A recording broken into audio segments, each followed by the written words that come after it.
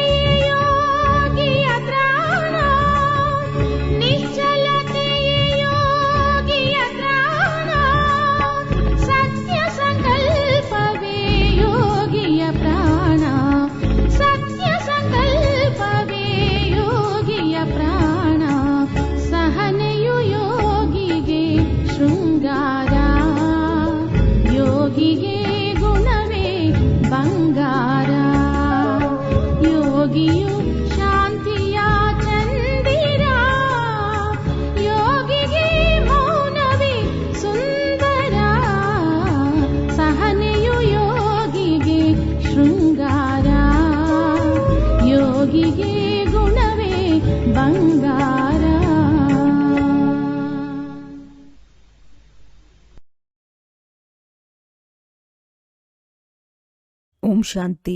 ಇಂದಿನ ದಿನಾಂಕ 25/8/2025. ಪ್ರಾರ್ಥ ಮುರಳಿ ಬಾಪ್ ದಾದ ಮಧುಬನ. ಮಧುರ ಮಕ್ಕಳೇ, ಹೆಜ್ಜೆ ಹೆಜ್ಜೆಯಲ್ಲಿ ಏನು ನಡೆಯುತ್ತದೆಯೋ ಅದು ಕಲ್ಯಾಣಕಾರಿಯಾಗಿದೆ. ಯಾರು ತಂದೆಯ ನೆನಪಿನಲ್ಲಿರುತ್ತಾರೆಯೋ ಅವರದ್ದೇ ಈ ನಾಟಕದಲ್ಲಿ ಎಲ್ಲರಿಗಿಂತ ಅಧಿಕ ಕಲ್ಯಾಣವಾಗುತ್ತದೆ. ಪ್ರಶ್ನೆ: ಡ್ರಾಮಾದ ಯಾವ ನಿಶ್ಚಿತವನ್ನು ಅರಿತುಕೊಂಡಿರುವ ಮಕ್ಕಳು ಅಪಾರ ಖುಷಿಯಲ್ಲಿರಲು ಸಾಧ್ಯ?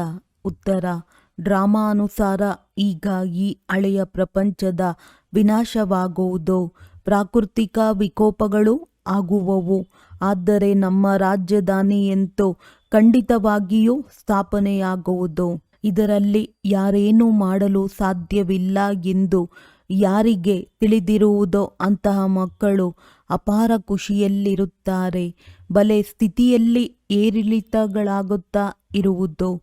ಕೆಲವೊಮ್ಮೆ ಉಮಂಗ, ಇನ್ನು ಕೆಲವೊಮ್ಮೆ ಬಹಳ ತಣ್ಣಗಾಗಿ ಬಿಡುತ್ತಾರೆ. ಇದರಲ್ಲಿ ವಿಚಲಿತರಾಗಬಾರದು.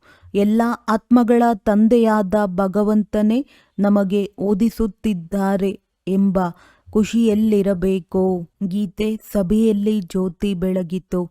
ಓಂ ಶಾಂತಿ. ಮಧುರಾತಿ ಮಧುರ ನಂಬರ್ ವಾರ್ ಪುರುಷಾರ್ಥದನುಸಾರ ಚೈತನ್ಯ ಪತಂಗಗಳಿಗೆ ತಂದೆಯು ನೆನಪು ಪ್ರೀತಿಯನ್ನು ಕೊಡುತ್ತಿದ್ದೇವೆ. ನೀವೆಲ್ಲರೂ ಚೈತನ್ಯ ಪತಂಗಗಳಾಗಿದ್ದೀರಿ. ತಂದೆಗೆ ಪರಂಜ್ಯೋತಿ ಎಂತಲೂ ಹೇಳುತ್ತಾರೆ. ಆದರೆ ಅವರನ್ನೇ ಅರಿತುಕೊಂಡಿಲ್ಲ.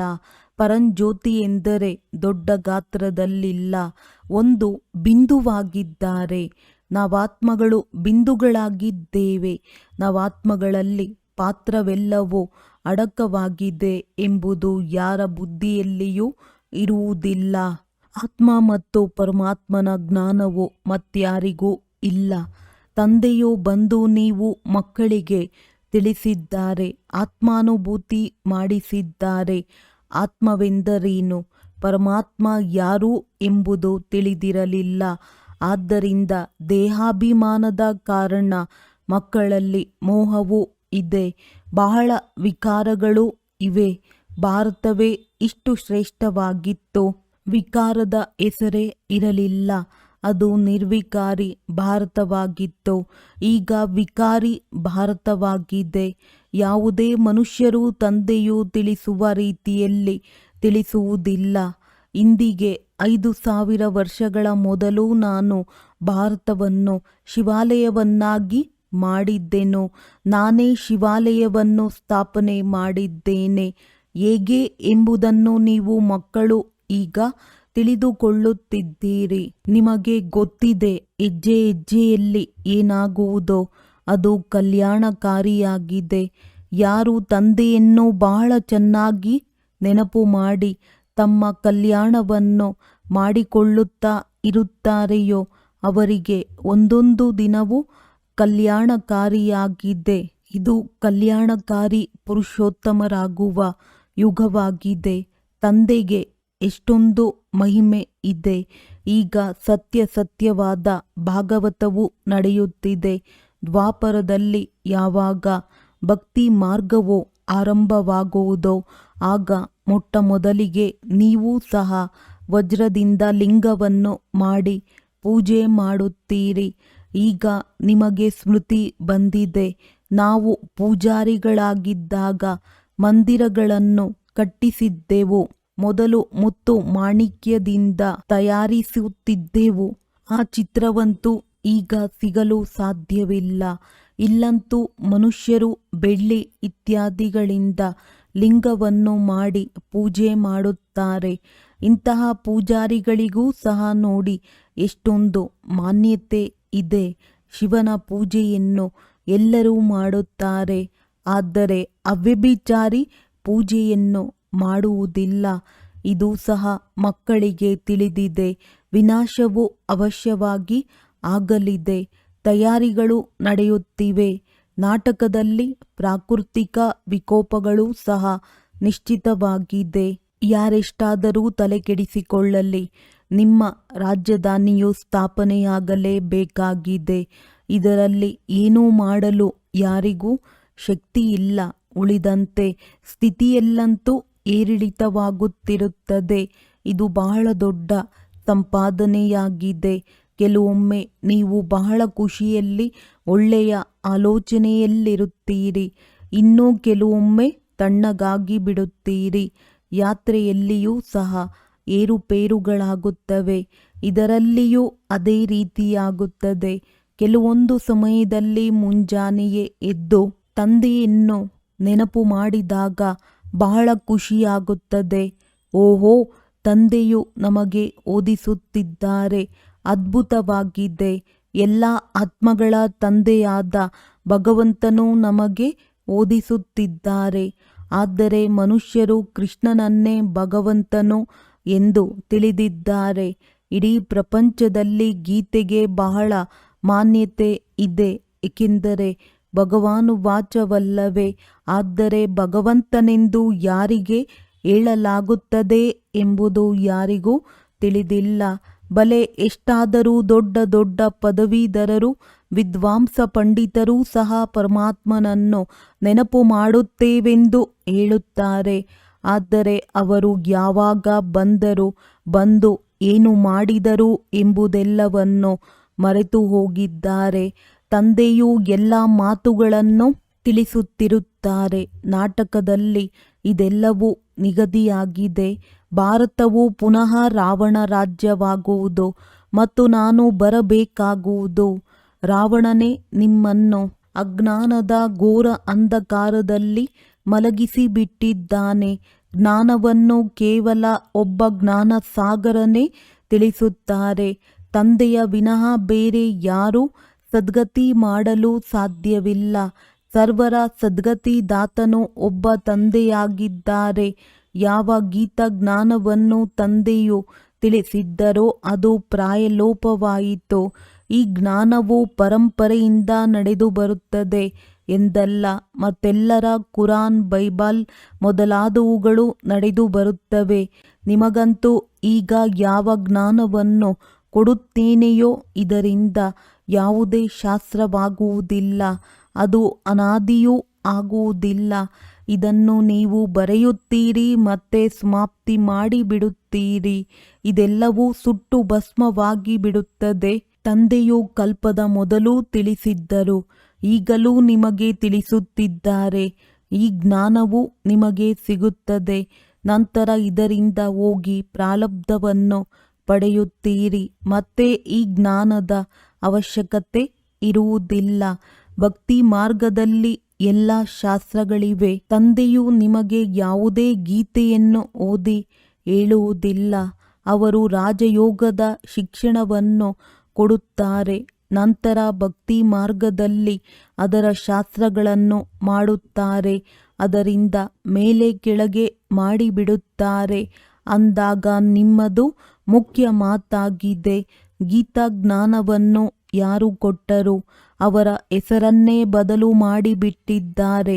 ಬೇರೆ ಯಾರ ಹೆಸರೂ ಬದಲಾಗಿಲ್ಲ. ಎಲ್ಲರದ್ದೂ ಮುಖ್ಯ ಧರ್ಮಶಾಸ್ತ್ರಗಳಿವೆಯಲ್ಲವೇ? ಇದರಲ್ಲಿ ಮುಖ್ಯವಾದುದು ದೇವತಾ ಧರ್ಮ, ಇಸ್ಲಾಂ ಧರ್ಮ, ಬೌದ್ಧ ಧರ್ಮ. ಬಲೆ ಮೊದಲು ಬೌದ್ಧ ಧರ್ಮ, ಇಸ್ಲಾಂ ಧರ್ಮ ಎಂದು ಕೆಲವರು ಹೇಳುತ್ತಾರೆ.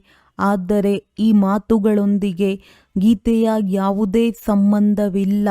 ನಮ್ಮ ಕೆಲಸವಾಗಿದೆ ತಂದೆಯಿಂದ ಆಸ್ತಿಯನ್ನು ತೆಗೆದುಕೊಳ್ಳುವುದು. ತಂದೆಯು ಎಷ್ಟು ಚೆನ್ನಾಗಿ ತಿಳಿಸುತ್ತಾರೆ. ಇದು ದೊಡ್ಡ ವೃಕ್ಷವಾಗಿದೆ, ಹೇಗೆ ಹೂಕುಂಡದಂತೆ ಬಹಳ ಸುಂದರವಾಗಿದೆ. ಇದರಿಂದ 4 ಶಾಖೆಗಳು ಹೊರಡುತ್ತವೆ. ಇದು ಎಷ್ಟು ಚೆನ್ನಾಗಿ ತಿಳುವಳಿಕೆಯಿಂದ ಮಾಡಿರುವ ವೃಕ್ಷವಾಗಿದೆ. ಇದರಲ್ಲಿ ನಾವು ಯಾವ ಧರ್ಮದವರು, ನಮ್ಮ ಧರ್ಮವನ್ನು ಯಾರು ಸ್ಥಾಪನೆ ಮಾಡಿದರು ಎಂಬುದನ್ನು ಯಾರು ಬೇಕಾದರೂ ಬಹಳ ಬೇಗನೆ ಅರಿತುಕೊಳ್ಳುವರು. ದಯಾನಂದ, ಅರವಿಂದ ಘೋಷ್ ಮೊದಲಾದವರಂತೂ ಬಂದು ಹೋಗಿದ್ದಾರೆ. ಅವರೂ ಸಹ ಯೋಗ ಇತ್ಯಾದಿಗಳನ್ನು ಕಲಿಸಿಕೊಡುತ್ತಾರೆ. ಎಲ್ಲವೂ ಭಕ್ತಿಯಾಗಿದೆ. ಇದರಲ್ಲಿ ಜ್ಞಾನದ ಹೆಸರು ಚಿಹ್ನೆಯೂ ಇಲ್ಲ. ಎಷ್ಟು ದೊಡ್ಡ ದೊಡ್ಡ ಬಿರುದುಗಳು ಸಿಗುತ್ತವೆ. ಇದೆಲ್ಲವೂ ಸಹ ನಾಟಕದಲ್ಲಿ ನಿಶ್ಚಿತವಾಗಿದೆ. ಮತ್ತೆ 5000 ವರ್ಷಗಳ ನಂತರವೂ ಆಗುವುದು. ಆದಿಯಿಂದ ಹಿಡಿದು ಈ ಚಕ್ರವು ಹೇಗೆ ನಡೆದಿದೆ ಮತ್ತೆ ಹೇಗೆ ಪುನರಾವರ್ತನೆಯಾಗುತ್ತಾ ಇರುತ್ತದೆ ಎಂಬುದನ್ನು ನೀವು ತಿಳಿದುಕೊಂಡಿದ್ದೀರಿ. ಈಗ ವರ್ತಮಾನವಿದೆ. ಇದು ಕಳೆದು ಭೂತಕಾಲವಾಗಿ ಮತ್ತೆ ಭವಿಷ್ಯವಾಗುವುದು. ಭೂತ, ಭವಿಷ್ಯತ್, ವರ್ತಮಾನ ಯಾವುದು ಭೂತಕಾಲವಾಗುವುದೋ ಅದು ಮತ್ತೆ ಭವಿಷ್ಯವಾಗುವುದು. ಈ ಸಮಯದಲ್ಲಿ ನಿಮಗೆ ಜ್ಞಾನವೂ ಸಿಗುತ್ತದೆ. ನಂತರ ನೀವು ರಾಜ್ಯ ಭಾಗ್ಯವನ್ನು ತೆಗೆದುಕೊಳ್ಳುತ್ತೀರಿ. ಈ ದೇವತೆಗಳ ರಾಜ್ಯವಿತ್ತಲ್ಲವೇ? ಆ ಸಮಯದಲ್ಲಿ ಮತ್ಯಾರ ರಾಜ್ಯವೂ ಇರಲಿಲ್ಲ. ಇದು ಸಹ ಒಂದು ಕಥೆಯ ರೂಪದಲ್ಲಿ ತಿಳಿಸಿ. ಬಹಳ ಸುಂದರ ಕಥೆಯಾಗಿ ಬಿಡುವುದು. ಒಂದಾನೊಂದು ಕಾಲದಲ್ಲಿ 5000 ವರ್ಷಗಳ ಮೊದಲು ಈ ಭಾರತವು ಸತ್ಯಯುಗವಾಗಿತ್ತು. ಮತ್ಯಾವುದೇ ಧರ್ಮವಿರಲಿಲ್ಲ. ಕೇವಲ ದೇವಿ ದೇವತೆಗಳ ರಾಜ್ಯವೇ ಇತ್ತು. ಅದಕ್ಕೆ ಸೂರ್ಯವಂಶೀಯರ ರಾಜ್ಯವೆಂದು ಕರೆಯಲಾಗುತ್ತಿತ್ತು. ಲಕ್ಷ್ಮೀನಾರಾಯಣರ ರಾಜ್ಯವು 1250 ವರ್ಷಗಳ ಕಾಲ ನಡೆಯಿತು. ನಂತರ ಅವರು ರಾಜ್ಯವನ್ನು ತಮ್ಮ ಸಹೋದರರಾದ ಕ್ಷತ್ರಿಯರಿಗೂ ಕೊಟ್ಟರು. ಮತ್ತೆ ಅವರ ರಾಜ್ಯವು ನಡೆಯಿತು. ನೀವು ಇದನ್ನು ಸಹ ತಿಳಿಸಬಹುದು. ತಂದೆಯು ಬಂದು ಓದಿಸಿದ್ದರು. ಯಾರು ಆ ವಿದ್ಯೆಯನ್ನು ಚೆನ್ನಾಗಿ ಓದಿದ್ದರೋ ಅವರು ಸೂರ್ಯವಂಶೀಯರಾದರು. ಯಾರು ಅನುತ್ತೀರ್ಣರಾದರೂ ಅವರಿಗೆ ಕ್ಷತ್ರಿಯರೆಂದು ಹೆಸರು ಬಂದಿತು. ಉಳಿದಂತೆ ಯಾವುದೇ ಯುದ್ಧದ ಮಾತಿಲ್ಲ. ತಂದೆಯು ತಿಳಿಸುತ್ತಾರೆ, ಮಕ್ಕಳೇ, ನೀವು ನನ್ನನ್ನು ನೆನಪು ಮಾಡಿ, ಅದರಿಂದ ನಿಮ್ಮ ವಿಕರ್ಮಗಳು ವಿನಾಶವಾಗುತ್ತದೆ. ನೀವೀಗ ವಿಕಾರಗಳ ಮೇಲೆ ಜಯ ಗಳಿಸಬೇಕಾಗಿದೆ. ತಂದೆಯು ಆದೇಶ ನೀಡಿದ್ದಾರೆ. ಯಾರು ಕಾಮದ ಮೇಲೆ ಜಯ ಗಳಿಸುವರೋ ಅವರೇ ಜಗಜ್ಜೀತರಾಗುವರು. ಮತ್ತೆ ಅರ್ಧ ಕಲ್ಪದ ನಂತರ ವಾಮ ಮಾರ್ಗದಲ್ಲಿ ಹೋಗಿ ಕೆಳಗೆ ಬೀಳುತ್ತಾರೆ. ಅವರ ಚಿತ್ರಗಳು ಇವೆ, ಆದರೆ ಮುಖವನ್ನು ಮಾತ್ರ ದೇವತೆಗಳಂತೆ ಮಾಡಿದ್ದಾರೆ. ರಾಮರಾಜ್ಯ ಮತ್ತು ರಾವಣ ರಾಜ್ಯ ಇದು ಅರ್ಧವಾಗಿದೆ. ಅವರ ಕಥೆಯನ್ನೂ ಸಹ ಕುಳಿತು ಬರೆಯಬೇಕು. ಮತ್ತೇನಾಯಿತು, ನಂತರ ಏನಾಯಿತು, ಹೀಗೆ ಆಲೋಚಿಸಿ. ಇದೇ ಸತ್ಯನಾರಾಯಣನ ಕಥೆಯಾಗಿದೆ. ಸತ್ಯವಂತೂ ಒಬ್ಬ ತಂದೆಯೇ ಆಗಿದ್ದಾರೆ. ಅವರು ಈ ಸಮಯದಲ್ಲಿ ಬಂದು ಇಡೀ ಸೃಷ್ಟಿ ಚಕ್ರದ ಆದಿ ಮಧ್ಯ ಅಂತ್ಯದ ಜ್ಞಾನವನ್ನು ನಿಮಗೆ ಕೊಡುತ್ತಿದ್ದಾರೆ. ಯಾವುದನ್ನು ಮತ್ಯಾರೂ ಕೊಡಲು ಸಾಧ್ಯವಿಲ್ಲ. ಮನುಷ್ಯರಂತೂ ತಂದೆಯನ್ನೇ ಅರಿತುಕೊಂಡಿಲ್ಲ. ಯಾವ ನಾಟಕದಲ್ಲಿ ಪಾತ್ರಧಾರಿಗಳಾಗಿದ್ದಾರೆಯೋ ಅದರ ರಚಯಿತ ನಿರ್ದೇಶಕರನ್ನು ತಿಳಿದುಕೊಂಡಿಲ್ಲ. ಅಂದ ಮೇಲೆ ಇನ್ಯಾರು ತಿಳಿದುಕೊಳ್ಳುವರು? ಈಗ ನಿಮಗೆ ತಂದೆಯೂ ತಿಳಿಸುತ್ತಾರೆ. ಡ್ರಾಮಾ ಅನುಸಾರ ಇದು ಪುನಃ ಇದೇ ರೀತಿಯಾಗುವುದು. ತಂದೆಯು ಬಂದು ನೀವು ಮಕ್ಕಳಿಗೆ ಪುನಃ ಓದಿಸುತ್ತಾರೆ. ಇಲ್ಲಿಗೆ ಮತ್ಯಾರೂ ಬರಲು ಸಾಧ್ಯವಿಲ್ಲ. ತಂದೆಯು ತಿಳಿಸುತ್ತಾರೆ, ನಾನು ಮಕ್ಕಳಿಗೆ ಓದಿಸುತ್ತೇನೆ. ಹೊಸಬ್ಬರನ್ನು ಇಲ್ಲಿ ಕುಳ್ಳರಿಸಲಾಗುವುದಿಲ್ಲ. ಇಂದ್ರಪ್ರಸ್ಥದ ಕಥೆಯೂ ಇದೆಯಲ್ಲವೇ? ನೀಲಂಪರಿ, ಪುಕರಾಜ್ಪರಿ ಹೆಸರುಗಳಿವೆಯಲ್ಲವೇ? ನಿಮ್ಮಲ್ಲಿಯೂ ಕೆಲವರು ವಜ್ರದಂತಹ ರತ್ನಗಳಿದ್ದಾರೆ. ನೋಡಿ, ರಮೇಶ್ ಮಗುವು ಇಂತಹ ಪ್ರದರ್ಶನಿಯನ್ನು ರಚಿಸಿದ್ದಾರೆ. ಅದರ ಪ್ರತಿ ಎಲ್ಲರಿಗೂ ವಿಚಾರ ಸಾಗರ ಮಂಥನವಾಯಿತು. ಅಂದಾಗ ವಜ್ರ ಸಮಾನ ಕಾರ್ಯ ಮಾಡಿದರಲ್ಲವೇ? ಕೆಲವರು ಕೆಲವೊಂದು ತರಹದವರಿದ್ದಾರೆ. ಇನ್ನೂ ಕೆಲವರಂತೂ ಏನನ್ನೂ ತಿಳಿದುಕೊಂಡಿಲ್ಲ. ನಿಮಗೆ ತಿಳಿದಿದೆ, ರಾಜಧಾನಿಯು ಸ್ಥಾಪನೆಯಾಗುತ್ತದೆ. ಅಲ್ಲಿ ರಾಜರು ರಾಣಿಯರು ಎಲ್ಲರೂ ಬೇಕು. ನಾವು ಬ್ರಾಹ್ಮಣರು ಶ್ರೀಮತದನುಸಾರ ನಡೆದು ವಿಶ್ವದ ಮಾಲೀಕರಾಗುತ್ತೇವೆ ಎಂದು ನೀವು ತಿಳಿದುಕೊಳ್ಳುತ್ತೀರಿ. ಅಂದ ಮೇಲೆ ಎಷ್ಟು ಖುಷಿ ಇರಬೇಕು. ಈಗ ಈ ಮೃತ್ಯು ಲೋಕವು ಸಮಾಪ್ತಿಯಾಗುವುದಿದೆ. ಬ್ರಹ್ಮ ತಂದೆಯೂ ಸಹ ನಾನು ಹೋಗಿ ಚಿಕ್ಕ ಮಗುವಾಗುತ್ತೇನೆಂದು ಈಗಲೇ ತಿಳಿದುಕೊಳ್ಳುತ್ತಿರುತ್ತಾರೆ. ಬಾಲ್ಯದ ಆ ಮಾತುಗಳೇ ಈಗ ಸನ್ಮುಖದಲ್ಲಿ ಬರುತ್ತಿವೆ. ಆ ಸ್ಮೃತಿಯು ಬಂದ ತಕ್ಷಣವೇ ಚಲನೆಯೂ ಬದಲಾಗಿ ಬಿಡುತ್ತದೆ. ಇದೇ ರೀತಿ ಸತ್ಯಯುಗದಲ್ಲಿಯೂ ಸಹ ವಯಸ್ಸಾದಾಗ, ಈಗ ನಾನು ಈ ವಾನಪ್ರಸ್ಥ ಶರೀರವನ್ನು ಬಿಟ್ಟು ಹೋಗಿ ಚಿಕ್ಕ ಮಗುವಾಗುತ್ತೇನೆಂದು ತಿಳಿದುಕೊಳ್ಳುತ್ತಾರೆ. ಬಾಲ್ಯತನವು ಸತೋಪ್ರಧಾನ ಸ್ಥಿತಿಯಾಗಿದೆ. ಲಕ್ಷ್ಮೀನಾರಾಯಣರಾದರೆ ಯುವಕರಾಗಿದ್ದಾರೆ. ವಿವಾಹವಾಗಿರುವವರಿಗೆ ಬಾಲ್ಯಾವಸ್ಥೆ ಎಂದು ಹೇಳುವುದಿಲ್ಲ. ಯುವ ಅವಸ್ಥೆಗೆ ರಜೋ ಎಂತಲೂ, ವೃದ್ಧ ಅವಸ್ಥೆಗೆ ತಮೋ ಎಂತಲೂ ಹೇಳುತ್ತಾರೆ. ಆದ್ದರಿಂದ ಕೃಷ್ಣನ ಮೇಲೆ ಬಹಳ ಪ್ರೀತಿ ಇರುತ್ತದೆ. ಲಕ್ಷ್ಮೀ ನಾರಾಯಣರು ಅವರೇ ಆಗಿರುತ್ತಾರೆ. ಆದರೆ ಮನುಷ್ಯರು ಈ ಮಾತುಗಳನ್ನು ತಿಳಿದುಕೊಂಡಿಲ್ಲ. ಕೃಷ್ಣನನ್ನು ದ್ವಾಪರದಲ್ಲಿಯೂ ಲಕ್ಷ್ಮೀ ನಾರಾಯಣರನ್ನು ಸತ್ಯಯುಗದಲ್ಲಿ ತೆಗೆದುಕೊಂಡು ಹೋಗಿದ್ದಾರೆ. ನೀವೀಗ ದೇವತೆಗಳಾಗುವ ಪುರುಷಾರ್ಥ ಮಾಡುತ್ತಿದ್ದೀರಿ. ತಂದೆಯು ತಿಳಿಸುತ್ತಾರೆ, ಕುಮಾರಿಯರು ಈಗ ಎದ್ದು ನಿಲ್ಲಬೇಕು. ಕುಮಾರಿ ಕನ್ಯೆ ಅದರ್ ಕುಮಾರಿಯ ಮಂದಿರವೂ ಇದೆ. ಜೈನರು ಯಾರು ಈ ದಿಲ್ವಾಡ ಮಂದಿರವನ್ನು ಕಟ್ಟಿಸಿದ್ದಾರೆಯೋ ಅವರಿಗೂ ಸಹ ಈ ಹೆಸರನ್ನು ಏಕೆ ಇಟ್ಟಿದ್ದೇವೆಂದು ತಿಳಿದಿಲ್ಲ. ನೀವೀಗ ತಿಳಿದುಕೊಳ್ಳುತ್ತೀರಿ. ಇದು ನಮ್ಮದೇ ಅಕ್ಯುರೇಟ್ ನೆನಪಾರ್ಥವಾಗಿದೆ. ಅದು ಜಡ, ಇದು ಚೈತನ್ಯವಾಗಿದೆ. ನಾವಿಲ್ಲಿ ಚೈತನ್ಯದಲ್ಲಿ ಕುಳಿತಿದ್ದೇವೆ. ನಾವು ಭಾರತವನ್ನು ಸ್ವರ್ಗವನ್ನಾಗಿ ಮಾಡುತ್ತಿದ್ದೇವೆ. ಸ್ವರ್ಗವು ಇಲ್ಲಿಯೇ ಆಗುವುದು. ಮೂಲವತನ, ಸೂಕ್ಷ್ಮವತನವು ಎಲ್ಲಿದೆ ಎಂಬುದೆಲ್ಲವೂ ನಿಮಗೆ ತಿಳಿದಿದೆ. ನೀವು ಇಡೀ ನಾಟಕವನ್ನು ಅರಿತುಕೊಂಡಿದ್ದೀರಿ. ಯಾವುದು ಕಳೆದು ಹೋಗಿದೆಯೋ ಅದು ಮತ್ತೆ ಭವಿಷ್ಯವಾಗುವುದು, ಅನಂತರ ಭೂತಕಾಲವಾಗುವುದು. ನಿಮಗೆ ಯಾರು ಓದಿಸುತ್ತಾರೆ ಎಂಬುದನ್ನು ತಿಳಿದುಕೊಳ್ಳಿ. ನಮಗೆ ಭಗವಂತನೇ ಓದಿಸುತ್ತಾರೆ. ಖುಷಿಯಲ್ಲಿ ತಂದೆಯ ನೆನಪಿನಿಂದ ಎಲ್ಲ ಗೊಂದಲಗಳು ಹೊರಟು ಹೋಗುತ್ತವೆ. ಬಾಬಾ ನಮ್ಮ ತಂದೆಯೂ ಆಗಿದ್ದಾರೆ, ಓದಿಸುತ್ತಾರೆ ಮತ್ತು ನಮ್ಮನ್ನು ಜೊತೆಯಲ್ಲಿ ಕರೆದುಕೊಂಡು ಹೋಗುತ್ತಾರೆ. ತನ್ನನ್ನು ಆತ್ಮನೆಂದು ತಿಳಿದು ಪರಮಾತ್ಮ ತಂದೆಯೊಂದಿಗೆ ಹೀಗೆ ವಾರ್ತಾಲಾಪ ಮಾಡಬೇಕಾಗಿದೆ. ಬಾಬಾ ನಮಗೆ ಈಗ ಅರ್ಥವಾಗಿದೆ. ಬ್ರಹ್ಮ ಮತ್ತು ವಿಷ್ಣುವಿನ ಬಗ್ಗೆಯೂ ಅರ್ಥವಾಗಿದೆ. ವಿಷ್ಣುವಿನ ನಾಭಿಯಿಂದ ಬ್ರಹ್ಮನು ಹೊರಬಂದರು ಎಂದು ಹೇಳುತ್ತಾರೆ. ಮತ್ತೆ ವಿಷ್ಣುವನ್ನು ಶಿರಸಾಗರದಲ್ಲಿ ತೋರಿಸುತ್ತಾರೆ. ಬ್ರಹ್ಮನನ್ನು ಸೂಕ್ಷ್ಮವತನದಲ್ಲಿ ತೋರಿಸುತ್ತಾರೆ. ವಾಸ್ತವದಲ್ಲಿ ಬ್ರಹ್ಮನು ಇಲ್ಲಿಯೇ ಇದ್ದಾರೆ. ವಿಷ್ಣುವು ರಾಜ್ಯಭಾರ ಮಾಡುವವರಾದರೂ ಒಂದು ವೇಳೆ ವಿಷ್ಣುವಿನ ನಾಭಿಯಿಂದ ಬ್ರಹ್ಮನು ಬರುವುದಾದರೆ ಅವಶ್ಯವಾಗಿ ರಾಜ್ಯಭಾರವನ್ನೇ ಮಾಡುವರು. ವಿಷ್ಣುವಿನ ನಾಭಿಯಿಂದ ಬಂದರೆಂದರೆ ಮಗನಾದರಲ್ಲವೇ? ಇವೆಲ್ಲ ಮಾತುಗಳನ್ನು ತಂದೆಯು ತಿಳಿಸುತ್ತಾರೆ. ಬ್ರಹ್ಮನೇ 84 ಜನ್ಮಗಳನ್ನು ಪೂರ್ಣಗೊಳಿಸಿ ಈಗ ವಿಷ್ಣುಪುರಿಯ ಮಾಲೀಕನಾಗುತ್ತಾರೆ. ಈ ಮಾತುಗಳನ್ನು ಕೆಲವರು ಪೂರ್ಣ ರೀತಿಯಿಂದ ತಿಳಿದುಕೊಂಡಿಲ್ಲ. ಆದ್ದರಿಂದ ಆ ಖುಷಿಯ ನಶೆ ಏರುವುದಿಲ್ಲ. ನೀವೇ ಗೋಪಿಯರಾಗಿದ್ದೀರಿ. ಅಲ್ಲಿ ಸತ್ಯಯುಗದಲ್ಲಿರುವುದಿಲ್ಲ.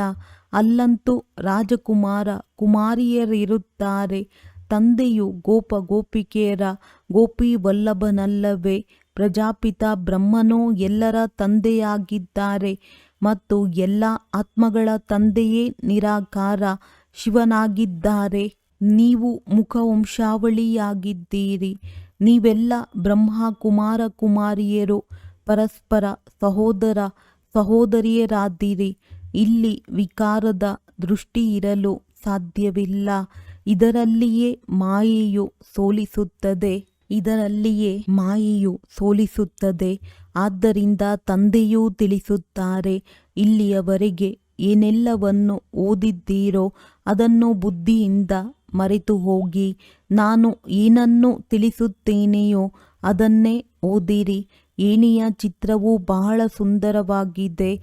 ಎಲ್ಲವೂ ಒಂದು ಮಾತಿನ ಮೇಲೆ ಆಧಾರಿತವಾಗಿದೆ.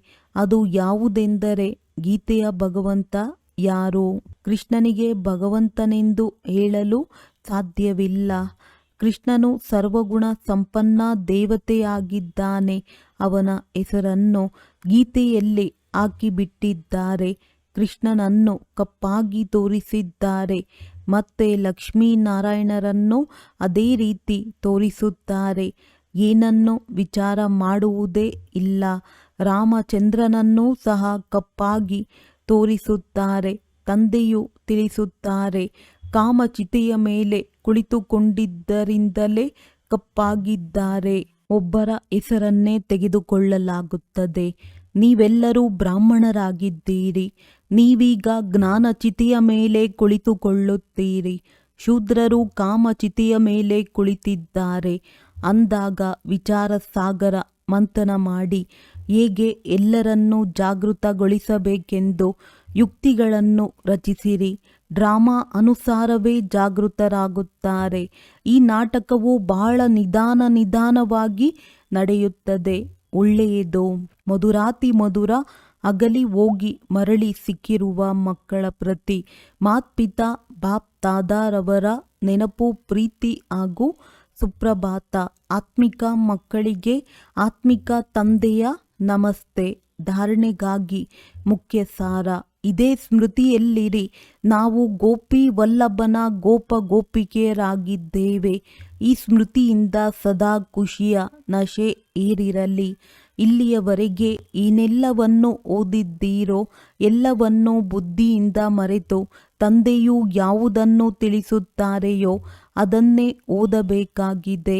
ನಾವು ಸಹೋದರ ಸಹೋದರಿಯರಾಗಿದ್ದೇವೆ ಎಂಬ ಸ್ಮೃತಿಯಿಂದ ವಿಕಾರಿ ದೃಷ್ಟಿಯನ್ನು ಸಮಾಪ್ತಿ ಮಾಡಿಕೊಳ್ಳಬೇಕಾಗಿದೆ. ಮಾಯೆಯಿಂದ ಸೋಲಬಾರದು. ವರದಾನ: ಸೇವೆಯ ಮೂಲಕ ಯೋಗಯುಕ್ತ ಸ್ಥಿತಿಯ ಅನುಭವ ಮಾಡುವಂತಹ ಆತ್ಮೀಯ ಸೇವಾದಾರಿ ಭವ. ಬ್ರಾಹ್ಮಣ ಜೀವನ ಸೇವೆಯ ಜೀವನವಾಗಿದೆ. ಸೇವೆ ಮಾಯೆಯಿಂದ ಜೀವಂತವಾಗಿರಲು ಶ್ರೇಷ್ಠ ಸಾಧನೆಯಾಗಿದೆ. ಸೇವೆ ಯೋಗಯುಕ್ತರನ್ನಾಗಿ ಮಾಡುತ್ತೆ. ಆದರೆ ಕೇವಲ ಮುಖದ ಸೇವೆಯಿಂದಲ್ಲ, ಕೇಳಿರುವಂತಹ ಮಧುರ ಮಾತುಗಳ ಸ್ವರೂಪರಾಗಿ ಸೇವೆ ಮಾಡಬೇಕು. ನಿಸ್ವಾರ್ಥ ಸೇವೆ ಮಾಡಬೇಕು. ತ್ಯಾಗ ತಪಸ್ಯ ಸ್ವರೂಪರಾಗಿ ಸೇವೆ ಮಾಡಬೇಕು. ಹದ್ದಿನ ಕಾಮನೆಗಳಿಂದ ದೂರ ನಿಷ್ಕಾಮ ಸೇವೆ ಮಾಡಬೇಕು. ಇದಕ್ಕೆ ಹೇಳಲಾಗುವುದು ಈಶ್ವರೀಯ ಅಥವಾ ಆತ್ಮೀಯ ಸೇವೆ. ಮುಖದ ಜೊತೆ ಮನಸ್ಸಿನ ಮೂಲಕ ಸೇವೆ ಮಾಡುವುದು, ಅರ್ಥಾತ್ ಮನ್ಮನಾಭವ ಸ್ಥಿತಿಯಲ್ಲಿ ಸ್ಥಿತವಾಗುವುದು. ಸ್ಲೋಗನ್: ಆಕೃತಿಯನ್ನು ನೋಡದೆ ನಿರಾಕಾರ ತಂದೆಯನ್ನು ನೋಡಿದ್ದೇ ಆದರೆ ಆಕರ್ಷಣ ಮೂರ್ತಿಗಳಾಗಿ ಬಿಡುವಿರಿ. ಅವ್ಯಕ್ತ ಸೂಚನೆ: ಸಹಜಯೋಗಿ ಆಗಬೇಕೆಂದರೆ ಪರಮಾತ್ಮನ ಪ್ರೀತಿಯ ಅನುಭವಿಯಾಗಿರಿ. ಬಾಪ್ ತಾದಾರವರು ಮಕ್ಕಳೊಂದಿಗೆ ಇಷ್ಟೊಂದು ಪ್ರೀತಿ ಇದೆ. ಅದಕ್ಕೆ ತಿಳಿಯುತ್ತಾರೆ, ಪ್ರತಿಯೊಂದು ಮಗುವು ನನಗಿಂತಲೂ ಮುಂದೆ ಇರಲಿ. ಪ್ರಪಂಚದಲ್ಲಿಯೂ ಯಾರೊಂದಿಗೆ ಹೆಚ್ಚು ಪ್ರೀತಿ ಇರುತ್ತದೆ ಅವರನ್ನು ತಮಗಿಂತಲೂ ಮುಂದುವರೆಸುತ್ತಾರೆ. ಇದೇ ಪ್ರೀತಿಯ ಲಕ್ಷಣವಾಗಿದೆ. ಬಾಪ್ ತಾದಾರವರು ಹೇಳುತ್ತಾರೆ, ನನ್ನ ಮಕ್ಕಳಲ್ಲಿ ಈಗ ಯಾವುದೇ ಕಡಿಮೆ ಇರಬಾರದು. ಎಲ್ಲರೂ ಸಂಪೂರ್ಣ ಸಂಪನ್ನ ಮತ್ತು ಸಮಾನರಾಗಿ ಬಿಡಲಿ. ಇದೇ ಪರಮಾತ್ಮನ ಪ್ರೀತಿಯು ಸಹಜ ಯೋಗಿಯನ್ನಾಗಿ ಮಾಡಿಬಿಡುತ್ತದೆ. ಓಂ ಶಾಂತಿ.